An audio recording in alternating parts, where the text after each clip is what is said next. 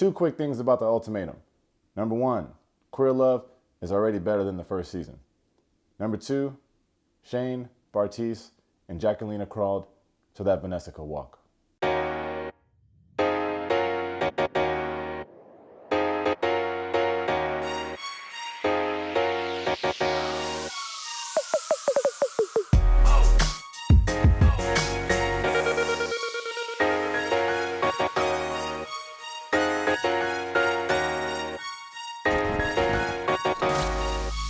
All right, welcome to Taste Take. If you're new here, today we're breaking down the first 4 episodes of the new season of The Ultimatum, Queer Love.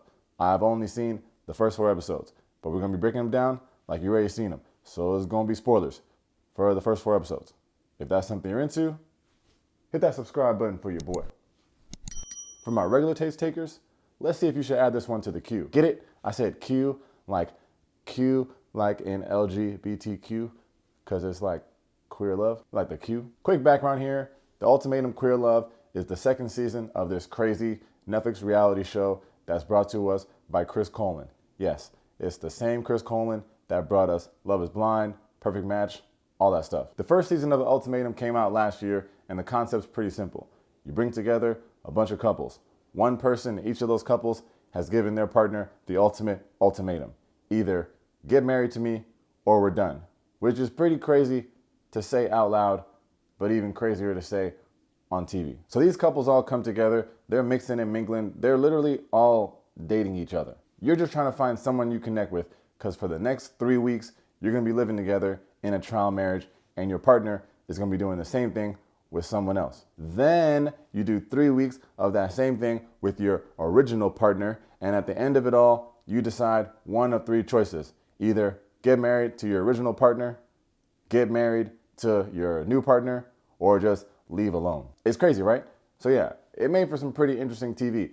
And last season, it wasn't just women who delivered the ultimatum. That's like a common misconception in the dating world. It was like a mix of men and women who were both like, I'm ready to get married right now. Now this time around, the twist is that each couple is a queer couple. They're all women. So let's see how it does, and I hope people are willing to watch it. You know how people get. Like, they stopped drinking Bud Light because they used a transgender spokesperson. So they were pouring their Bud Light down the drain. But they already paid for the Bud Light, so it's like, but they were sending a message. You know, we're just not really there yet as a species from like an evolutionary standpoint. But the point is, I just hope people give it a chance, you know? Oh, also to note, last season of The Ultimatum was hosted by Nick and Vanessa Lachey. That was not surprising. They host a lot of these Netflix dating reality shows. But this time around, our host is a woman named Joanna Garcia Swisher. She's an actor. So I'm here thinking like, damn, like that Love is Blind backlash really got Nick and Vanessa out of there. That's crazy. Like, change is real. But apparently they already announced that they're going to be back hosting season 5 of Love is Blind. So like, for those of you who are hoping that Nick and Vanessa were gone for good, they are not gone for good, but they are gone for this show. So it's like a small victory for those of you out there who are happy about that. Also, Joanna is not a queer person. I don't know that that matters. I'm just reporting the news. So yeah, let's talk about the couples, and I'll break down what else happened in these first 4 episodes. All right, first up, we got XANDER and Vanessa, who are both 30 years old, and they've been dating for 4 years. They met back in high school because their ex-boyfriends were best friends. Yeah. XANDER is the one who issued the ultimatum here, and I'm also pretty sure she plays soccer for Team USA. Now, Vanessa.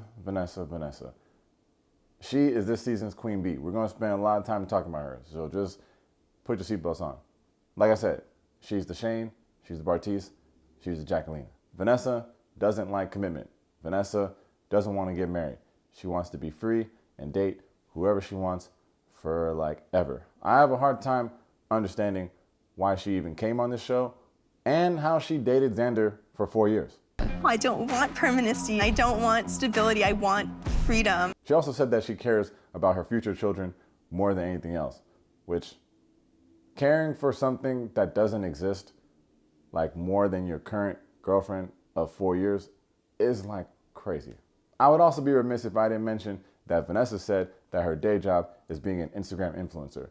Maybe now we can see why she came on the show. And I hate to, say people didn't come for the right reasons, but if the shoe freaking fits. She's there gaslighting XANDER to Kingdom Come. She's like, I really just can't imagine you with someone else.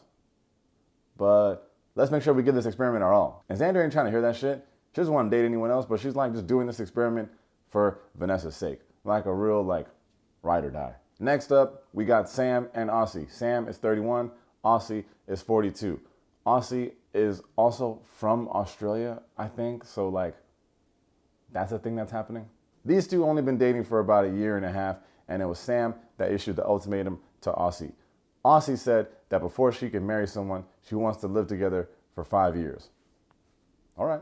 Sam is low-key one of the coolest people on the show, if not the coolest. And maybe coolest isn't the right word, but she has the most self-awareness, the highest emotional IQ.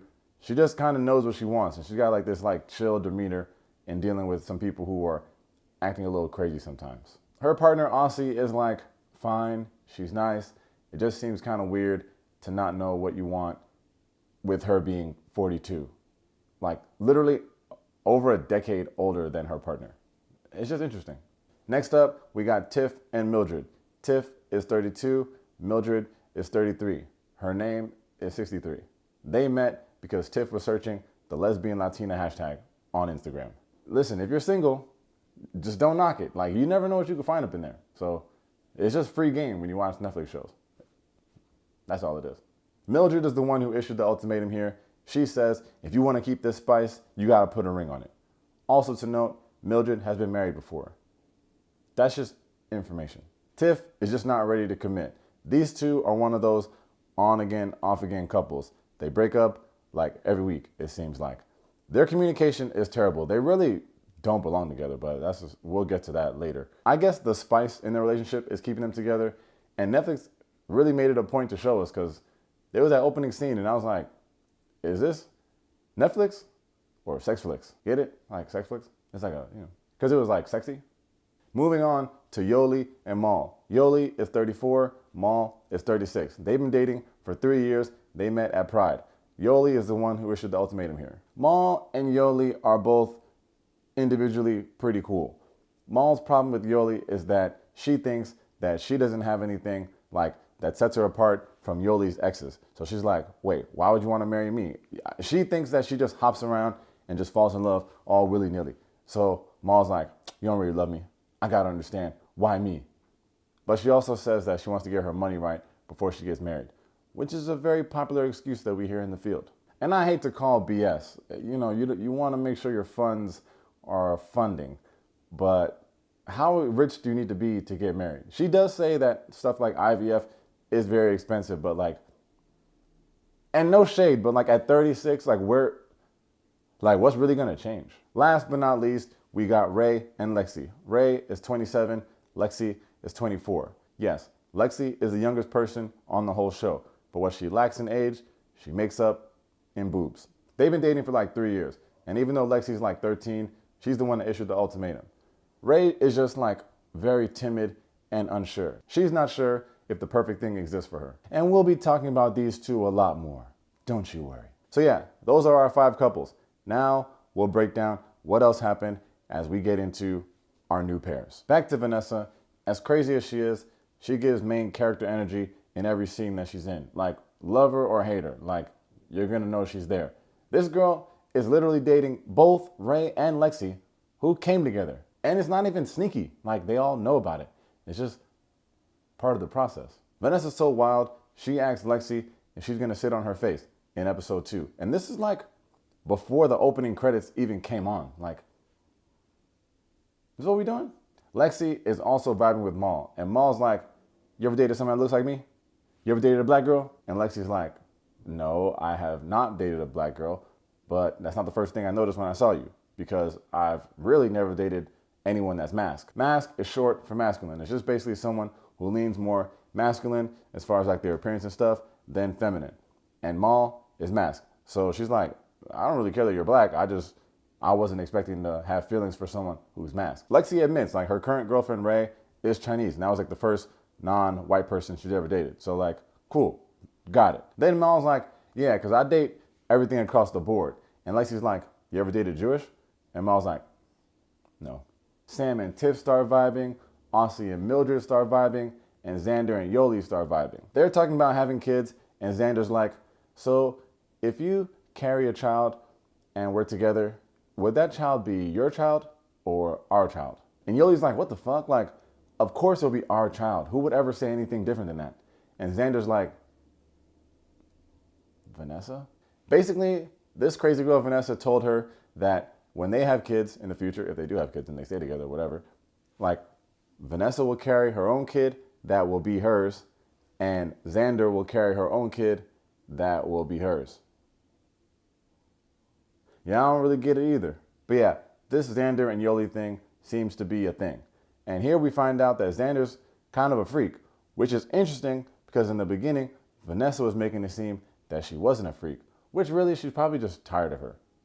And also just smearing her name, which is not cool, Vanessa. It's not cool at all. Speaking of Vanessa, she's still feeling LEXI, and LEXI doesn't hate her yet, even though that breakdance scene would have done it for me instantly. Also, where the hell is LEXI's money coming from? I don't know if I missed that, but more than once, they've alluded to how much money this young woman has. Like, she mentioned that she wasn't ready to buy a house, but she'll probably just buy one as an investment property. Like, she was talking about buying a house like it was picking up a pizza on the way home. Then freaking Vanessa's back out here doing Vanessa things, because she tells LEXI that XANDER could never find anyone else because I'm beautiful. And XANDER told her, allegedly, that she would be asexual without her.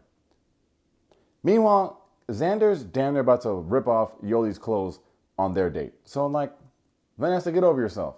And this is pretty much where this Vanessa and LEXI saga ends, because LEXI's trying to figure out just like, hey, like, if you don't want to get married, like, why are you on this show?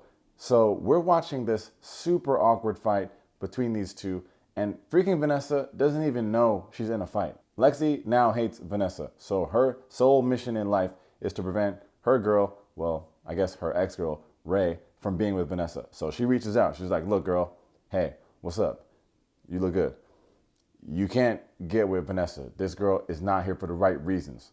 Ray has such low energy. She moves at a very low frequency. She kind of would be like someone who will tell you that the house is on fire, like in the same cadence that she would tell you dinner is ready, you know? Anyway, now we're at decision day where everyone's going to choose who they're going to be spending the next 3 weeks with in this trial marriage. Now, if you watch season 1, you may remember that 2 of those couples in the first season were like, nah, fuck this. And they just proposed to their original partner, like right then and there before they could even get with a new person. So like I was on the lookout to see if anyone would do that. I didn't think anyone would do it. Maybe Tiff and MILDRED, but yeah, no one did it. We got 5 brand new couples, starting with XANDER and Yoli. So much for XANDER being asexual, huh, Vanessa? And stop turning her the fuck off. It's not nice. You're a grown-up. Act like it. And the whole table is trying to read Vanessa for filth for being mean to XANDER. But XANDER's like, all right, guys, hey, guys, just don't gang up on her. Just leave her alone. Listen, get you someone that will ride for you like XANDER rides for Vanessa. Anyway, the next couple is Ray and Vanessa. I have no idea why Ray likes Vanessa. This will not end well. Mal and LEXI are a couple. This will also not end well. And not because Mal is black. Relax. LEXI does not want her. I just feel it. AUSSIE and MILDRED are a couple, probably because MILDRED's name is the same age as AUSSIE. That's not going to work either. And I think this is the most boring new couple. The last new couple is Sam and Tiff. And actually, maybe they're the most boring new couple. I need to have a bore-off with these two. Yeah, I don't know if any of these new couples is going to work. If anyone is going to work, it would be XANDER and Yoli.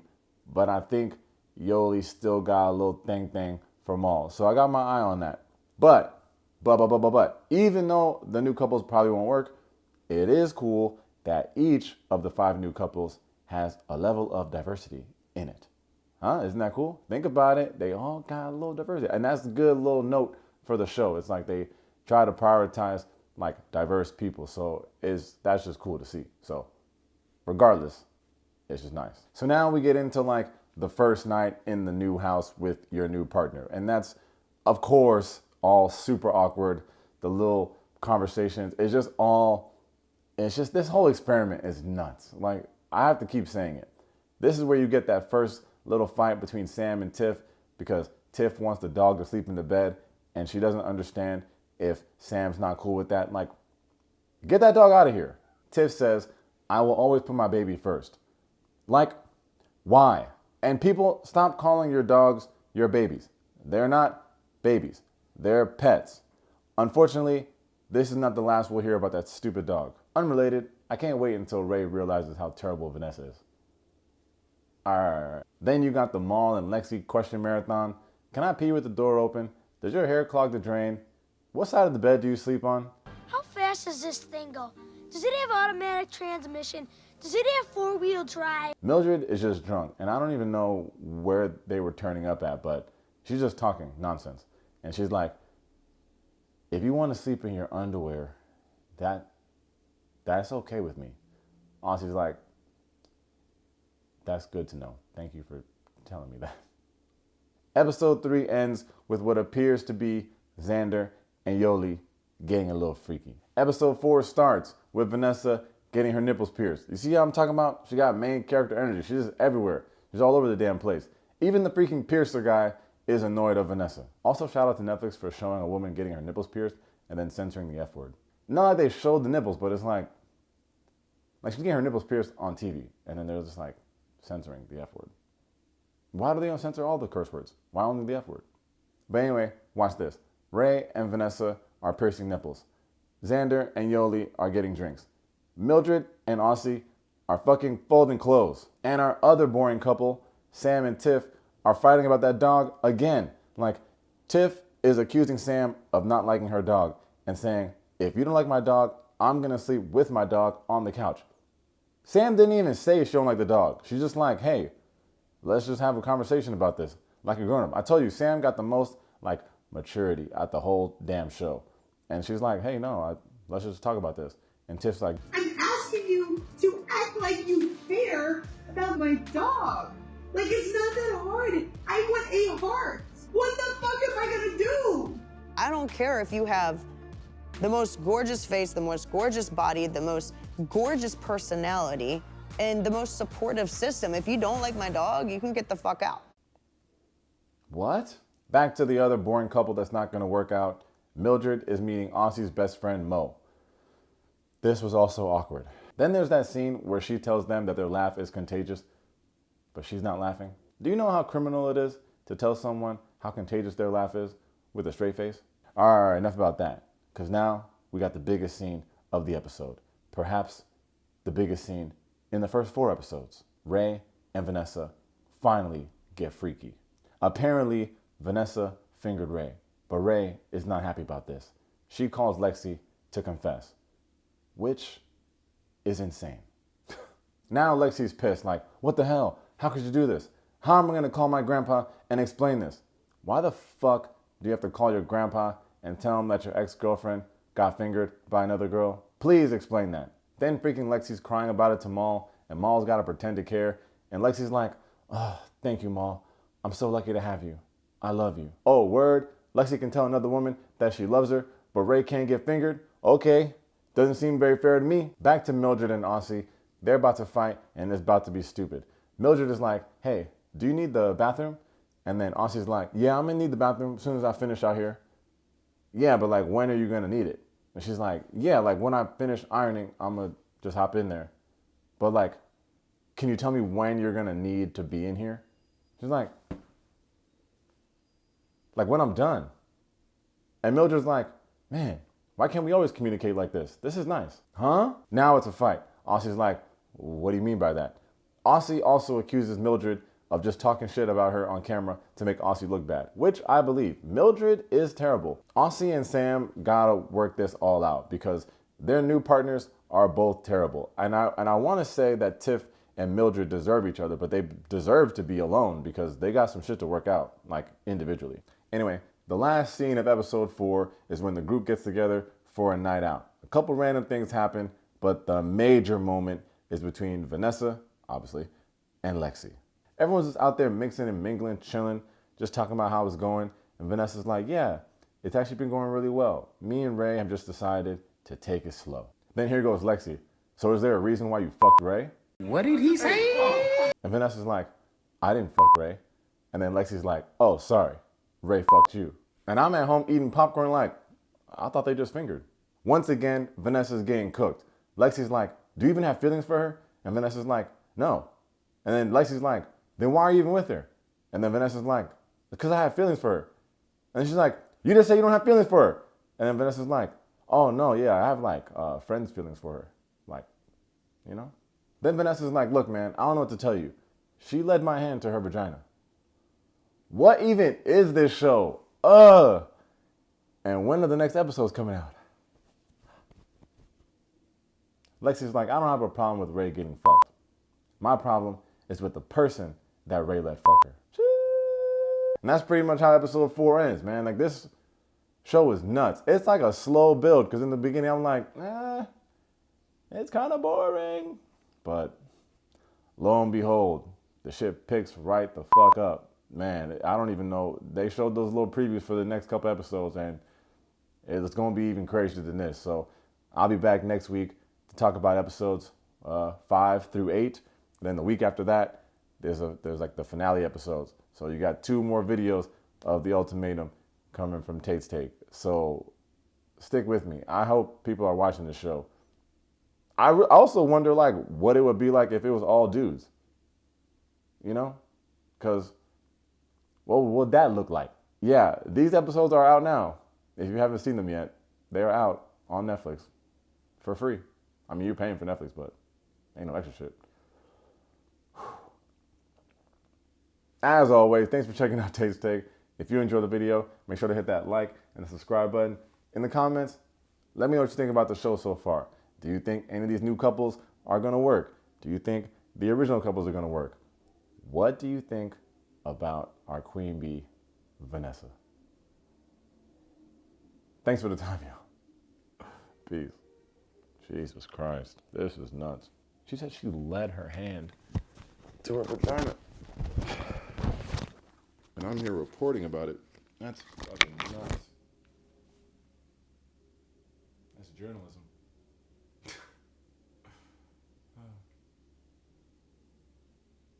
Oh, all right.